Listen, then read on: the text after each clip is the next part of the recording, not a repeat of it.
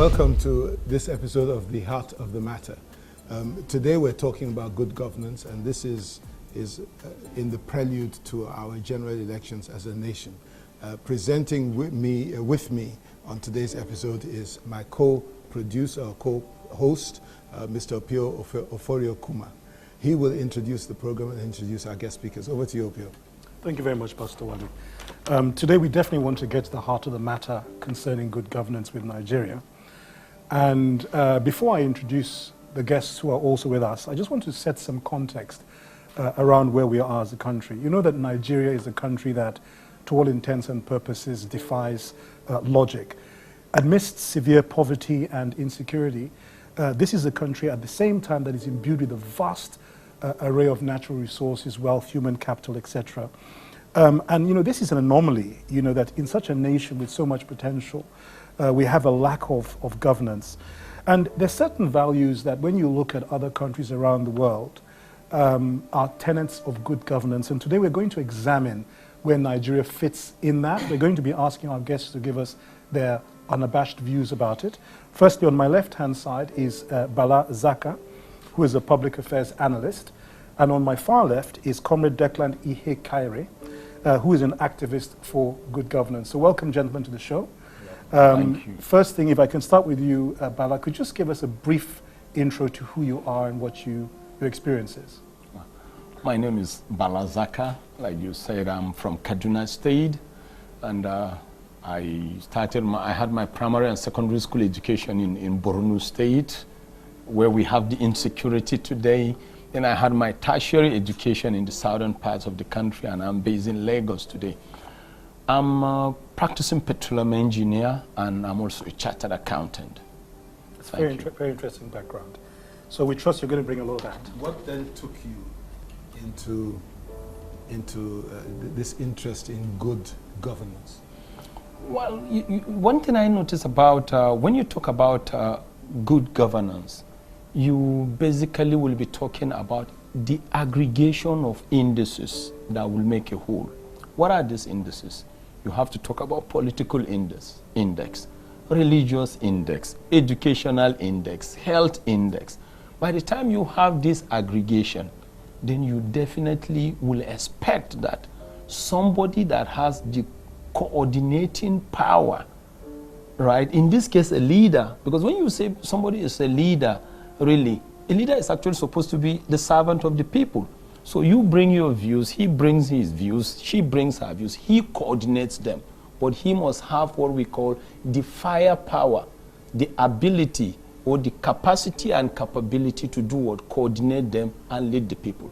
And when you talk about capability, what do you mean? He should have some intuitive ingredients in him. And when you talk about capacity, then he should expect that there will be so much volume of things for him to handle, coordinate. And once you can have that with supportive lieutenants, and lieutenants could be ministers, could be fellow citizens, could be other arms of government, then a country can be led properly. It's very interesting. And Comrade Declan, a bit about you? Yeah, Comrade Declan Ihekaire is an activist, not an activist by study, but an activist born an activist. I'm a stateless Nigerian. I don't believe in any ethnic. I don't believe in any tribe. I'm just a Nigerian because the Nigerian project is my concern. And that is why my organization is called Activists for Good Governance. It's beyond tribe, it's beyond state. So if I tell you here that I'm from Akwa Ibom State, the first impression you will have is, oh, it's from the South. Oh, if I tell you I'm from Kaduna, oh, it's from the other side of it. So I'm a Nigerian to the core. And that is why I always stand by the masses to speak the truth for the masses. I am not a card-carrying member of any political party. I have always been there fighting a just cause in this nation.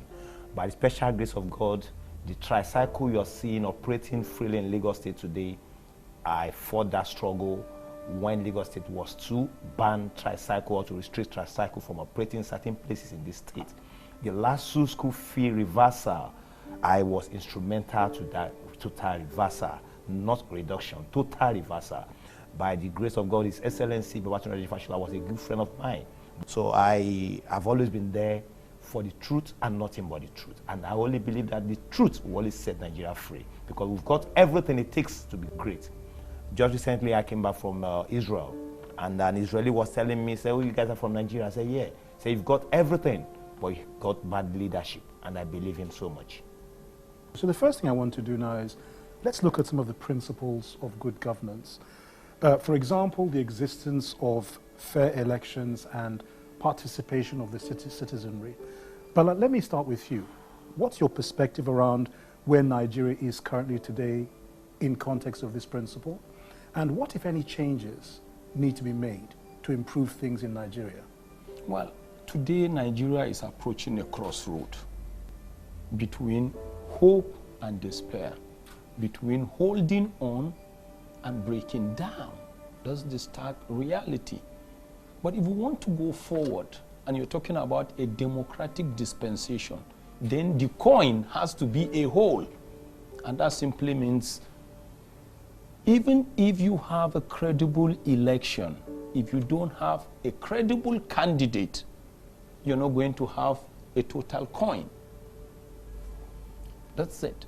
Even if you succeed in having visionary leaders in place, if they don't have supportive lieutenants, they are going to eventually fail. Just carry out a ratio analysis. If you take the ratio of good health care to 170 million Nigerians, you will notice it's going down. If you take the ratio of employable Nigerians to 170 million, it's going down.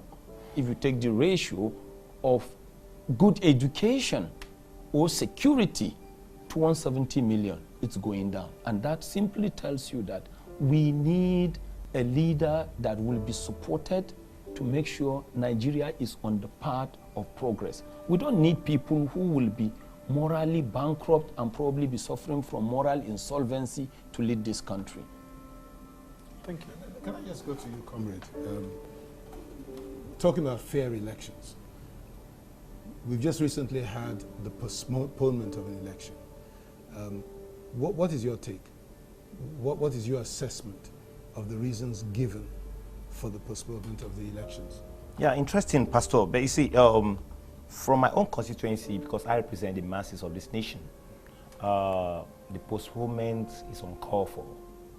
Uncalled for in the sense that the reasons given by the federal government or by whosoever dictating now is unacceptable to us. One, giving us the reason that lots of people have not collected their PVC. I tell you something, even some people have collected their PVC right from the first day, but they will not vote. Let me just make a clarification there. Okay. The reason that was actually given by the chairman of INEC was not the incapacity of INEC to hold the elections as planned, but rather the fact that the security agencies, and INEC cannot provide security, claim not to be in a position to provide security. Yeah, you see, it's just almost the same thing that I was saying earlier, you see. I'm also aware of the fact that the leadership of this country have always told us that it's a global issue. And if it's a global issue, Pakistan is doing well, it's a global issue. Afghanistan is doing well, and despite insecurity, it's a global issue.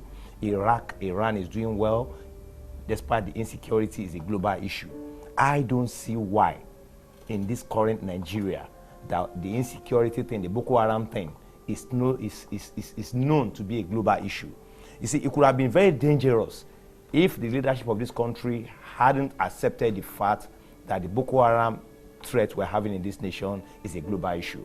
If they had insisted limiting Boko Haram to individual or to a group of people within this nation, I would say, yeah, it's a very dangerous trend, because those ones will likely, fuel the amber of those insurgents to strike more.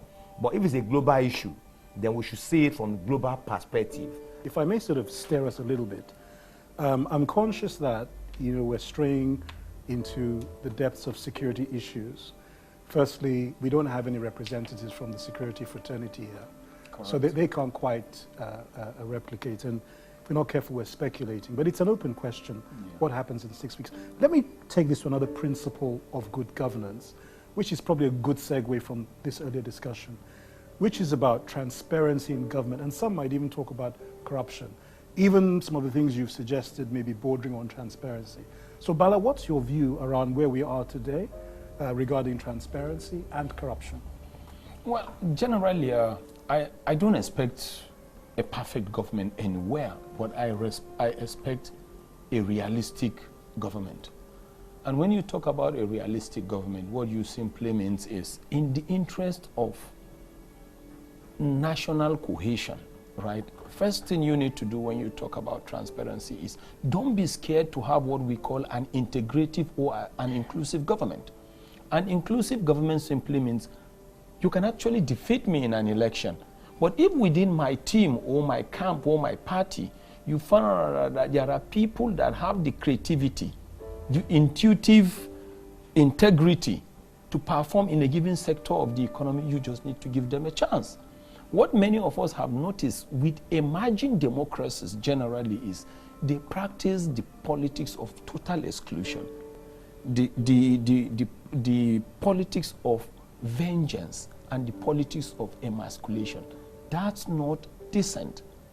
What we want to see is to see a situation where in national interest, people should understand that there is diversity, and that diversity is supposed to be the collective strength of any nation. Because if that has been something that we were thinking through, Nigeria is not supposed to be a monoproduct economy as we speak today. Because ordinarily, Nigeria is actually the industrial hub of Africa. But we're not taking advantage of that. So what good governance and integrity does here is this. If you have integrity, it simply means people can go into contracts with you, right? If there is transparency, it simply means somebody can be seated somewhere, right? But if he or she wants to expand his or her business frontiers, the person can just look into your country and look at fiscal regimes, right? And from the fiscal regime, the person can say, I can come into this country and actually contract. That's what integrity and what transparency brings to a nation. I would like to take you up on some of these issues. For instance, does transparency mean that declarations of assets? Does it mean that we should be able to see the activities of government, how much do the different departments of government spend? But we're going to do that when we come back from this break. Viewers, stay tuned to the Heart of the Matter. We're just taking a short break. We'll be back in a moment.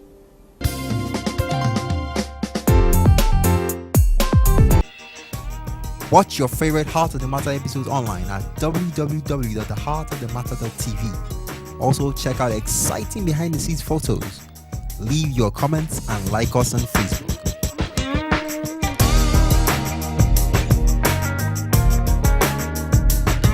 Welcome back to the Heart of the Matter, where we're talking about good governance with Bala here and our comrade.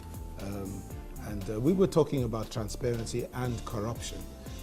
Now, one of the things that our government has through the Code of Conduct Bureau is that all people that serve in government must declare their assets. This is not a public declaration of assets, but in South Africa, under the presidency of Mbeki, they declared their assets publicly for all to see, so that if he declared a house that he didn't own, they could shout and say, when did you own this house? Or if he declared after his tenure a property that they'll be able to trace. Look at the how differentials. Yes. Now, we have a situation in which our public officers suddenly become fantastically wealthy during their tenure, and yet they declare their assets. So what's your take on this issue of that? And obviously, if there's a problem with the declaration of assets, if there's a problem, there's a perception that there's a lot of corruption. Correct. The reason why we have that perception is not because we don't have individuals that have been able to make it through efforts, but it's just because we don't have institutional standards. What we have are individual standards and credibility. But what you need to have are supposed to be institutions. Institutions will be there after myself and you must have been gone. we pass through, and I expected that when you have an input, if I'm passing through this institution, by the time I come in, when I'm coming out of the institution, I have a different me based on what I passed through or how I got catalyzed. So when you talk about individual credibility and transparency, it depends on the kind of, first of all, policies we have. And policies are basically statements that reflect the national philosophy of a country and must be reflected in the political thinking of its leaders. Something that happens when somebody becomes elected into a political office or is appointed into a political office as a minister and so on, his village rejoices, his friends rejoice. They say our time has come. What can we do to stop that? You cannot underestimate the number of time or the extent to which you need to educate the human mind. The fact that you come from my village does not mean politically I will align or synchronize or be at congruency with you.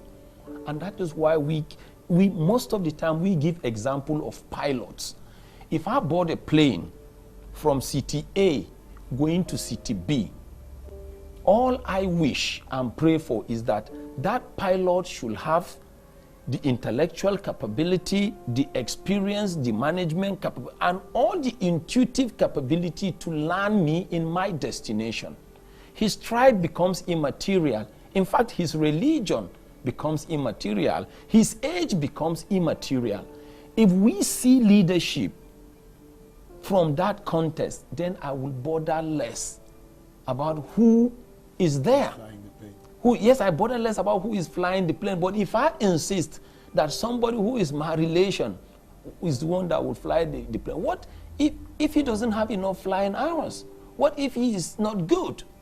And that is why we need to look at it. The pilot approach should always be a kind of approach and index. Now I can see Comrade smiling, and I know that he wants to come in on this subject, transparency, because so much is lost to corruption in our nation. Yeah, so much will always be lost if we still insist that stealing is not corruption.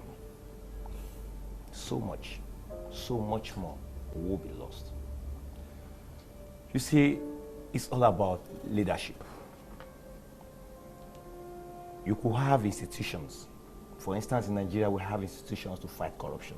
We have the EFCC, we have the ICPC, we have the special fraud unit of the police. But the political will of leadership is not there. And once you don't have that, all the institution will be useless. And so, every Nigerian, as of today, is looking at who is at the head, at the top there. What is he saying? What is he giving to us? What message is he selling to us? And that is why I've always advised, no matter where you find yourself as a leader, mind what you say. Think before you talk. Stealing is a crime. Very well. And any crime should be prosecuted. Very well. Very well. You see, stealing is a crime. But from my own understanding, an average Nigerian sees somebody that steals from the government treasury or from public treasury, steals from the public treasury as being corrupt. For instance, I was nobody, and suddenly I become a councillor, a local government councillor. Everybody knew I had nothing, and everybody knows how much I receive at the end of the month. And at the end of the year, I have chains of cars. I have houses here and there, and nobody's questioning me how I got those things. That is corruption. And if somebody stands to say, oh, he's just stealing our money, I think that's an understatement. That is an understatement. And so what I'm saying in essence is this. We should begin to have a rethink of the kind of people we put at the helm of affairs in this nation. And that is why I've always advocated that election starts from primaries within political parties. Corruption is actually a toga. Stealing is just a subset, not really even a subset. Stealing is just one of the fingers or arms of corruption. But in fact, stealing is just economic corruption. You have social corruption. You have moral corruption. You have political corruption. Right? You have religious corruption. You have regional corruption. You have sectarian corruption. I can tell you, if you put them in a box, right, stealing is just one economic. But if we can fight moral corruption, right, social corruption, political corruption, at some point, stealing may not be necessary because it's just one. The only reason why we see stealing as if it's bigger than the others is because it leads to physical deprivation. You get into something and you take what probably is liquid cash, or you do away with physical assets that is supposed to be enjoyed by the whole. But if we can do something about these arms, other arms of corruption. Let me come in and say this. I think that these are all interrelated, all these different types of corruption. Yes. And that the reason they exist is because we have a valueless society. We don't have the right priorities. We have placed value on the wrong things. And so that this will continue to happen. So having said that, how can we address this issue of a systemic lack of values? You see, every time you talk about values, arresting situation, the only way is one. You just have to keep educating the human mind. Don't underestimate the human mind's tendency to ignore, forget, and just be careless. You just have to keep chiseling. You have to keep preaching. You have to keep teaching. You have to keep analyzing and pointing out to the human mind. One day, I'm telling you, somebody will be forced to ask himself, what kind of legacy am I bequeathing? Is it really true that I entered today, in a couple of years I will be out? In employment, we see that. In assignments, we see that. In leadership, even in the mortal life, we see it. You are immortal today, and tomorrow you graduate into immortality. Okay, but I still want to push the point. Leaving a legacy or choice around that is possibly a personal decision that a leader takes. Comrade, I'm still going back to the institutional framework. Let's examine, for example, the Houses of Parliament in terms of the House of Assembly, Senate, and so on and so forth. Why should that not somehow be part of the story to checkmate corruption? If the person who should choose to leave a legacy doesn't, shouldn't there be some kind of institutional constraint to make them do it? Though there should be separation of powers. You should have the executive, the legislature, and the judiciary. But you see, we're in a situation in this country where the executives determines what happens to every other body. How come that is so? Yeah, it's so because everybody there has one motive. And the foundation was probably faulty. That motive is to amass. I am told that the president of Nigeria is more powerful Very well. than the person we call the most powerful president in the world, Yes. in the United States. That there's so much power in the presidency. Could this be the reason? Yeah, that's what I'm pushing at. Mr. President has an overwhelming influence on every other agency, like the legislature and the judiciary. So also a governor has on those other bodies. So also a local government chairman has on them. I start from a local background. If you go to a local government today, you have a local government chairman. Then you should have the legislators, that's the councillors. But you find out that the councillor, even the Speaker of the House, will see a chairman of a council, will bow down before the chairman. Will go on, will prostrate, totally prostration, will prostrate. Good morning, Ihekaire, sir. You begin to wonder what's going on. You are supposed to be operating from different perspective. You are to checkmate the excesses of the executive, of the chairman. But in a situation where you have resorted to becoming boy to him, of course he will dictate to you. And that is exactly what is happening. You find out that the legislators go cap in hand to the executive to ask for an increment in salary or an increment in other things, you know. So also judiciary. So there is a problem here. It's a structural defect. Because there is no autonomy, There's financial or economic autonomy. There's none. And that's why he that pays the piper dictates the tune. So if the person paying the piper, okay, is a bad leader, okay, he is also amassing.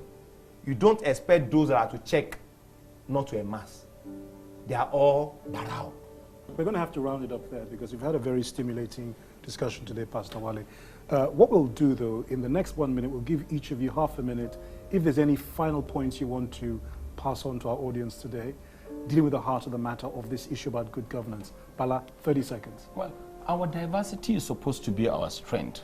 We will want to be led by leaders that will help us to behave and act in a civic manner.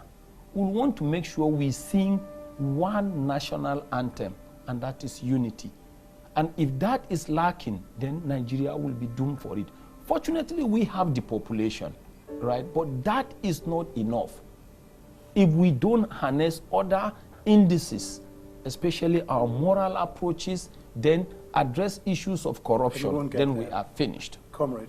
Yeah, thank you. My advice to viewers is that we should be mindful of those that occupies our political space. We should devoid ourselves of ethnicity, religion, tribe. Like I always tell people that care, if it's an Eguman that wants to be the leader of this nation, as long as he's going to do what is right, so be it. If it's a non-Christian or a non-Muslim that will do what is right, so be it. So until we divorce our mind from this religion sentiment. For instance, he was given an instance of pilots earlier. If you bought an aircraft and the pilot is Abu Karim and you are a pastor, you will not come down from the aircraft. You will also Thankfully, whichever airline I go, I don't ask you this. Thank you very much. Pastor Wale, do you want to just round it up? Well, it's been great having you on this program. I'm sure we'll be seeing more of you on the Heart of the Matter. From Opuiyo Oforiokuma and myself, it's been a pleasure presenting you with this episode of the Heart of the Matter. We will be back again next week with another episode. Until then, stay blessed.